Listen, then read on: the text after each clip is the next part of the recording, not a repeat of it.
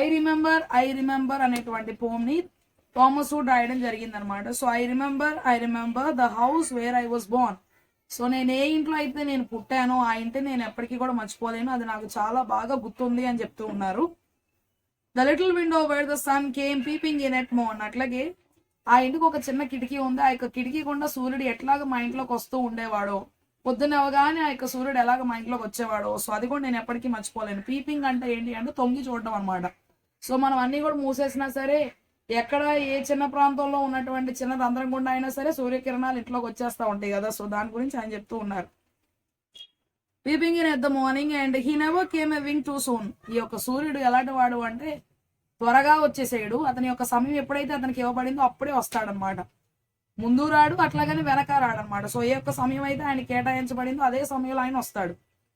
అంటే ఒక క్షణం కూడా ముందు రాడనమాట. సో నార్ బ్రాడ్ టూ లాంగ్ ఏ డే. అట్లాగని రోజు అంతా కూడా ఎక్కువసేపు ఉన్న తర్వాత ఎప్పటికో ఆయన వెళ్ళిపోవాలి అని కూడా అనుకోడు. సో ఎర్లీగా రాడు, ఎర్లీగా వెళ్ళిపోడు అనమాట. సో అతనికి ఎంత సమయం అయితే ఇవ్వబడిందో అంతసేపు ఆయన ఉంటాడనమాట. నోర్ బ్రాడ్ టూ లాంగ్ ఏ డే. ఎందుకంటే ఆయన ఎందుకు అలా చెప్తూ ఉన్నాడు అంటే చిన్నపిల్లలు చాలా రకాలైనటువంటి ప్లాన్స్ చేసుకుంటారు అనమాట. సో ఈ రోజు నేను అక్కడికి వెళ్ళాలి, ఈ రోజు నేను ఈ ఆట ఆడుకోవాలి, వాళ్ళ దగ్గరికి వెళ్ళాలి, కొండలు ఎక్కాలి, లేదంటే చెట్లు ఎక్కాలి, ఏంటంటో గురుగులాటలు ఆడాలి, అన్ని ఆటలు కూడా అనుకుంటారు అన్నమాట. సో అవన్నీ కూడా చేయడానికి సమయం సరిపోవట్లేదు అనమాట.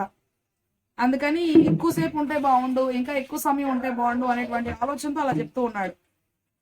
But now I often wish the night I'd borne my breath away. So ఇప్పుడేమనుకుంటున్నాను అంటే అప్పుడేమో అంత సమయం ఉండాలి, ఇంకా ఎక్కువ సమయం ఉంటే బాగుండు, ఇంకా ఎక్కువ ఎంజాయ్ చేయొచ్చు అని అనుకునేవాడు. ఇప్పుడేమో ఈ సమయం తొందరగా అయిపోతే బాగుండు, నా జీవితాన్ని త్వరగా ముగించేసుకుంటే బాగుండు, ఈ యొక్క రాత్రి నా యొక్క శ్వాసం తీసుకొని వెళ్ళిపోతే బాగుండు, నేను చనిపోతే బాగుండు అనుకుంటున్నాడు అనమాట. ఎందుకంటే చైల్డ్హుడ్ అనేటువంటిది అంత బాగుంటుంది అనమాట. సో బాల్యం అనేటువంటిది చాలా బాగుంటది, కానీ ఇప్పుడు మాత్రం అలాంటిది లేదు అని చెప్పి.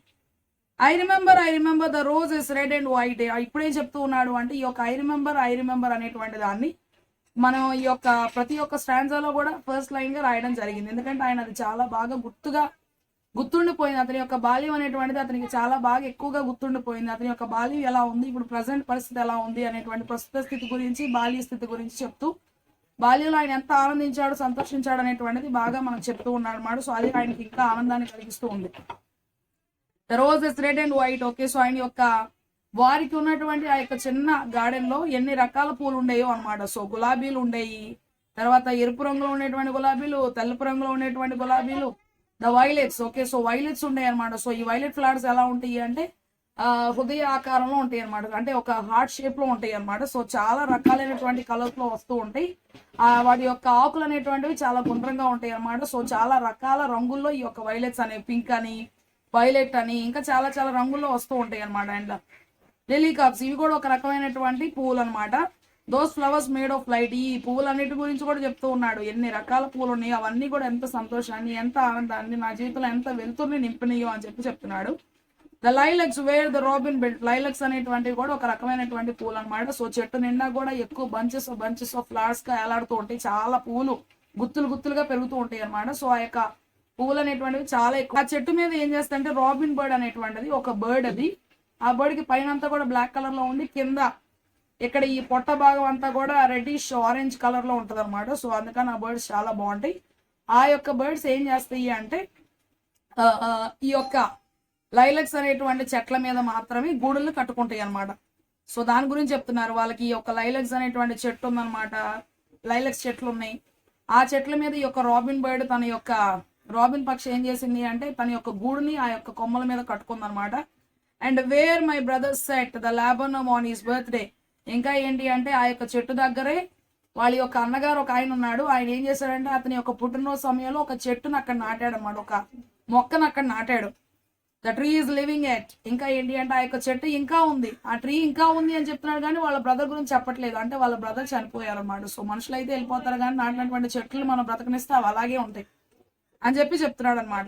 I remember where I was used to swing. ఇంకా ఏంటి అంటే నేను ఎట్లాగా గాలిలో చక్కగా ఉయ్యాలూగుతా ఉండేవాడిను, అది నాకు గుర్తొస్తూ ఉంది.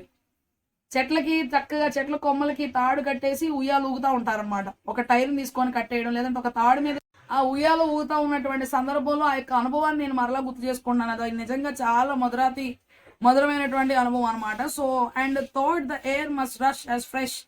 To swallows on the wing. ఇది ఎలా ఉంది అంటే నిజంగా నేను గాల్లో తెలియాడుతున్నట్టుగా ఉందన్నమాట. నాకు చాలా సంతోషంగా ఉంది, గాల్లో ఎగురుతున్నట్టుగా ఉంది. ఆ యొక్క ఎయిర్ అంతా కూడా చాలా ఫ్రెష్ గా ఉంది, చాలా ఫాస్ట్ గా వస్తుంది. గాల్లో చాలా ఉద్రిక్తంగా చాలా ఫాస్ట్ గా నేను ఎగిరిపోతూ ఉన్నాను అనమాట. సో స్వాలోస్ అనేటువంటిది మరి ఒక బర్డ్ అనమాట. సో అది ప్రపంచంలో చాలా ప్రాంతాల్లో ఉంది ఆ యొక్క బర్డ్. సో ఆ బర్డ్ మీదకి వచ్చినటువంటి, అది ఎగురుతూ ఉంటది కదా, సో దాని యొక్క రెక్కల మీదకి వచ్చినటువంటి గాలి లాగా ఉందన్నమాట. సో నేను కూడా ఆ బర్డ్ లాగా అయిపోయినట్టుగా, నాకు కూడా రెక్కలు వచ్చేసినట్టుగా, నేను గాల్లో అంత ఫాస్ట్ గా ఎగురుతున్నట్టుగా నాకు అనిపించింది. ఫ్లూ ఇన్ ఫెదర్స్ దెన్, అప్పుడు నేను ఇంకేంటో రెక్కలేసుకొని ఎగురుతున్నట్టుగా నాకు అనిపించింది అనమాట. దట్ ఈస్ సో హెవీ నా. ఓకే, ఇప్పుడు మాత్రం నాకు అట్లా అనిపించట్లేదు, చాలా కష్టంగా ఉంది. గాల్లో ఎగురుతున్నప్పుడు చాలా తేలిగ్గా ఉంటాయి, ఈజీగా గాల్లో ఎగరగలుగుతాం. చిన్నప్పుడు చాలా చిన్నగా ఉంటారు కాబట్టి గాల్లో ఎగురుతారు, వాళ్ళకేం సమస్యలు ఉండవు కాబట్టి, కష్టాలు ఉండవు కాబట్టి ఆనందంగా ఎగురుతా ఉయ్యాలుగుతారు. కానీ ఇప్పుడు మాత్రం చాలా కష్టంగా ఉంది, జీవితం అనేటువంటిది చాలా భారంగా ఉంది. And summer pools could hardly cool the fever on my brow. ఇంకా ఏంటి అంటే మరి వేసవకాలంలో ఏం చేస్తారు, పూల్స్ లోనే బాగా ఈత కొడతా ఉంటారు. ఆ యొక్క ఎండవేడి నుండి తట్టుకోవడం కోసం ఈ యొక్క పూల్స్ లో చల్లగా ఉన్నటువంటి నీటిలో ఎక్కువసేపు ఈత కొడతా ఉంటే కొంచెం ఉపశమనం, ఆ వేడి నుండి తప్పించుకోవడానికి కాస్త చల్లగా అనిపిస్తుంది అనమాట. సో అలాంటి పూల్స్, అలాంటి ప్లేసెస్ కూడా నా మీద ఉన్నటువంటి యొక్క వేడిని తగ్గించలేవు. ఇక్కడ ఫీవర్ అంటే నిజంగా జ్వరం రావడం కాదు, కానీ ఆయనకున్నటువంటి భారాన్ని చెప్తున్నాడు. ఎక్కువసేపు మనం ఆలోచించడం వల్ల మన యొక్క ఫోరేడ్ ఈ భాగం అంతా కూడా వేడిగా అయిపోతుంది, తలనొప్పి వచ్చేస్తా ఉంటుంది. సో అలాంటి పరిస్థితిని నువ్వు వెళ్ళిపోయి అంత ఆ సమ్మర్ పూల్స్ లో మునిగినా సరే ఆ యొక్క పరిస్థితి నుండి బయటికి రాలేవు. ఆ రోజులోనేమో ఆనందంగా ఉయ్యాలుగుతా సంతోషంగా ఉన్నాం.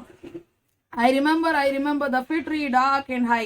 ఇంకా ఏంటి అంటే ఇంకొక చెట్టు కూడా నాకు గుర్తొస్తూ ఉందన్నమాట. సో ఆ యొక్క చెట్లు అనేటువంటివి చాలా పెద్దగా ఏపుగా ఎదిగేటువంటి చెట్లు అనమాట. సో చాలా పెద్దగా ఉండేటువంటి చెట్లు, చాలా ఎత్తుగా ఉండేటువంటి చెట్లు, చాలా దట్టంగా ఉండేటువంటి చెట్లు అనమాట. So I used to think their slender tops. ఆ పైకి వెళ్ళిపోయి చెట్ల యొక్క కొమ్మల్లోకి వెళ్ళిపోయి ఆ కొమ్మ చివరిలో ఉండేటువంటి ఆకుల దాకా వెళ్తే గనక చివరి భాగానికి వెళ్ళిపోవాలి. చెట్టు యొక్క చివరి భాగానికి వెళ్ళిపోతే కనుక వర్ క్లోజ్ అగైన్స్ ద స్కై. అప్పుడు అనిపించింది అనమాట, ఈ యొక్క చెట్టు చివరి భాగాన్ని పట్టుకుంటే కనుక నేను ఆకాశంలోకి వెళ్ళిపోవచ్చు. ఎందుకంటే ఈ యొక్క భూమి మీద నుండి ఆ పైన ఉన్నటువంటి ఆకాశానికి మధ్యలో ఉన్నటువంటి డిస్టెన్స్ ఏంటి, ఈ యొక్క చెట్టు యొక్క హైట్ మాత్రమే. అంటే ఈ యొక్క చెట్టు ఎక్కేసానంటే నేను ఆకాశంలోకి వెళ్ళిపోవచ్చు అని అనుకున్నాను.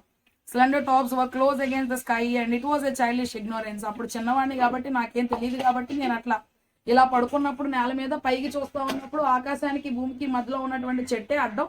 ఆ చెట్టుగాని ఎక్కేసానంటే నేను ఆకాశంలోకి వెళ్ళిపోవచ్చు, ఆ చెట్టుని మళ్ళీ దిగానంటే భూమి మీదకి వచ్చేయచ్చు అని అనుకునేవాడిని, ఎందుకంటే చిన్నవాడిని కాబట్టి నాకు తెలియదు అప్పుడు.